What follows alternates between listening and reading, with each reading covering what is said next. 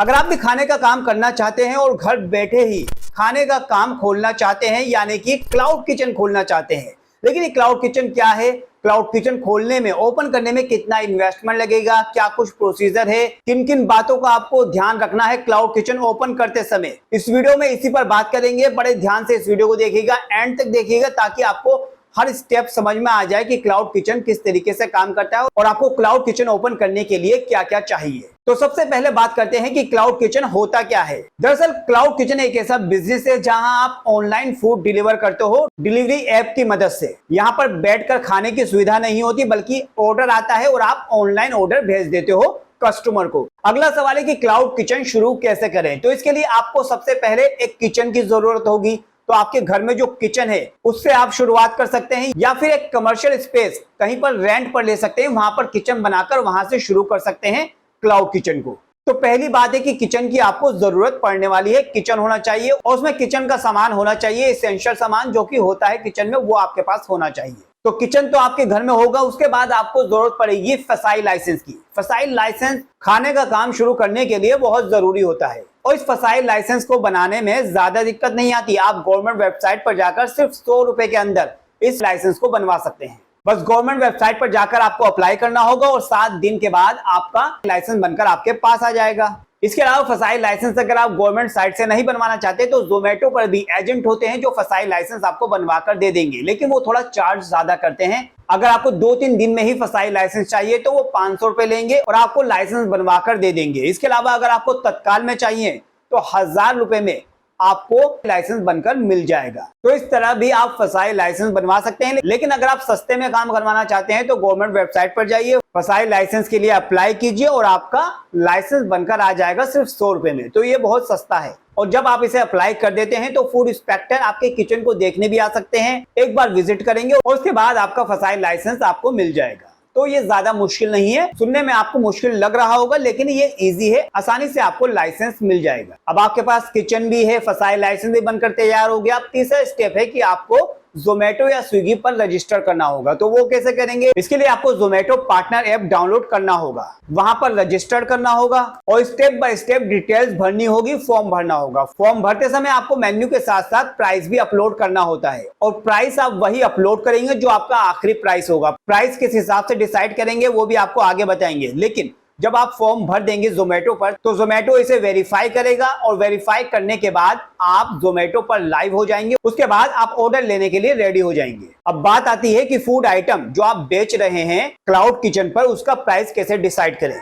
तो इसके लिए आपको कुछ बातें ध्यान रखनी है। आपको फूड प्रिपेयर करते समय कितनी कॉस्ट आ रही है वो ध्यान रखना है। उसके बाद जोमेटो कमीशन जो कि 36% तक होता है, उसे भी फूड प्राइस में ऐड करना है और अपने प्रॉफिट को भी ऐड करना है। जब आप फूड प्रिपेयर करने में सारी कॉस्ट, जोमेटो का कमीशन और प्रॉफिट ऐड कर लेंगे, तब आपके पास जो आखिरी प्राइस आएगा वो प्राइस आपका फूड का प्राइस होगा और उसे ही आपको जोमेटो पर डालना है। तो इस तरह आप फूड का प्राइस डिसाइड करेंगे जो भी आप क्लाउड किचन पर बेचेंगे। जोमेटो और स्विगी ऐप की महीने की फीस भी होती है, उसको भी आपको ध्यान में रखना है, ताकि आप सारा खर्चा और प्रॉफिट जोड़कर अपना आखिरी प्राइस, लास्ट प्राइस डिसाइड कर सके कि ये प्राइस, मुझे इस प्राइस पर अपना फूड बेचना है। तो ये बड़ा ध्यान से आपको प्राइस डिसाइड करना है ताकि आपको लॉस ना हो। अब एक सवाल और है कि क्लाउड किचन को शुरू करने में कितना इन्वेस्टमेंट लगता है। तो क्लाउड किचन आप कम बजट के साथ शुरुआत कर सकते हैं। इसमें ज्यादा इन्वेस्टमेंट नहीं लगती, 15-20 हजार से ही इसकी शुरुआत की जा सकती है।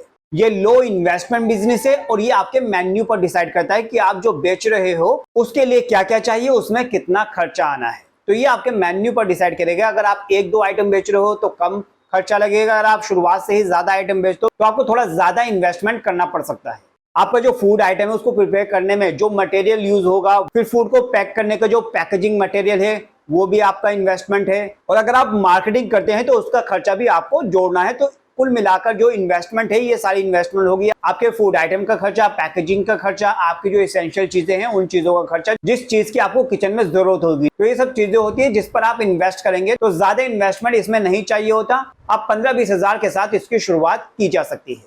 अब अगला सवाल है कि आपने क्लाउड किचन तो ओपन कर लिया, जोमेटो पर आप लाइव भी हो गए, लेकिन आपके पास ऑर्डर नहीं आ रहे। तो ऑर्डर लाने के लिए आपको क्या करना होगा? अगर आपके पास ऑर्डर आ रहे हैं तो अच्छी बात है, ऑर्गेनिक ऑर्डर आ रहे हैं। लेकिन अगर आपके पास ऑर्गेनिक ऑर्डर नहीं आ रहे तो इसके लिए आपको क्या करना होगा? ऑर्डर लाने के लिए ऑर्डर लाने के लिए आप अपना प्राइस थोड़ा कम रख सकते हैं, लेकिन प्राइस इतना भी कम नहीं रखना कि आपको लॉस होना शुरू हो जाए। तो प्राइस इतना जरूर रखना है कि आपको कम से कम कुछ तो प्रॉफिट हो रहा हो। तो अपने प्राइस को अच्छे से एनालाइज करके प्राइस को डिसाइड करना है और थोड़ा कम रखेंगे ताकि आपको ऑर्डर ज्यादा आ सके। इसके अलावा आप जोमेटो पर एड्स चला सकते हैं, जिसके जरिए आपको जो मेन्यू है वो ऊपर दिखाई देगा और आपके पास ऑर्डर ज्यादा आएंगे। तो एड्स चला सकते हैं, उसमें भी खर्चा आएगा, तो उसको भी आपको ध्यान रखना है। और सबसे खास बात कि अगर आपके खाने का टेस्ट अच्छा है, जो आप फूड बेच रहे हैं क्लाउड किचन पर, अगर वो टेस्टी है, अच्छा है, अच्छी क्वालिटी का है, तो कस्टमर उससे खुश होगा और कस्टमर दोबारा ऑर्डर करेगा एक बार ऑर्डर करने के बाद। इसके साथ साथ वो रेटिंग देगा, रेटिंग अच्छी देगा। तो रेटिंग अच्छी मिलने का फायदा ये होगा तो आपका जो फूड मेन्यू है वो जोमेटो पर ऊपर दिखेगा, जिससे आपके पास ऑर्डर ज्यादा आएंगे। तो अच्छा खाना बेचेंगे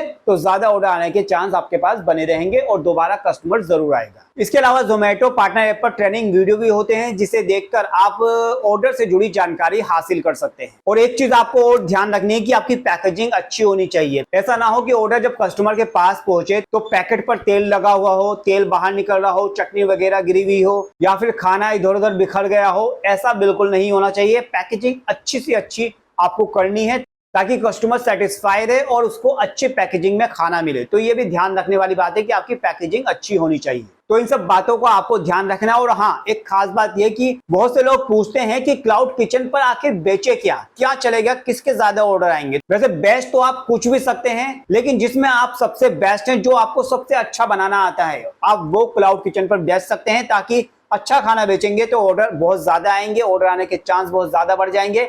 लेकिन अभी जो ट्रेंड में है जैसे कि बर्गर पिज्जा, इसकी जो है बहुत ज्यादा डिमांड रहती है जोमेटो स्विगी पर बर्गर पिज्जा की। अगर आप बर्गर पिज्जा बनाने में अच्छे हैं और अच्छा बर्गर पिज्जा बनाते हैं, टेस्टी बर्गर पिज्जा बनाते हैं, तो आप बर्गर पिज्जा बनाकर क्लाउड किचन पर बेच सकते हैं, जिसमें बहुत ज्यादा चांस है कि आपके पास बहुत जल्दी ऑर्डर आना शुरू हो जाएंगे। इसके अलावा रोल वगैरह जो है वो भी आप बनाकर बेच सकते हैं। ये चीजें आजकल ऑनलाइन बहुत ज्यादा बिक रही हैं। बाकी जिसमें आप अच्छे हो, जो आपको सबसे अच्छा बनाना आता हो फूड, वो आप क्लाउड किचन पर आकर बेच सकते हैं। प्राइस को आपको एनालाइज जरूर कर लेना है ताकि आपको प्रॉफिट जरूर होना चाहिए, और ना प्रॉफिट नहीं होगा तो आप लॉस में भी जा सकते हैं। तो बाकी आपको कोई सवाल है क्लाउड किचन से लेकर तो आप नीचे कमेंट करके पूछ सकते हैं। और अगर वीडियो आपको अच्छी लगी, वीडियो पसंद आई, तो वीडियो को लाइक जरूर कर लीजिए और चैनल पर नए हैं तो चैनल को भी दोस्तों सब्सक्राइब जरूर कर लीजिएगा।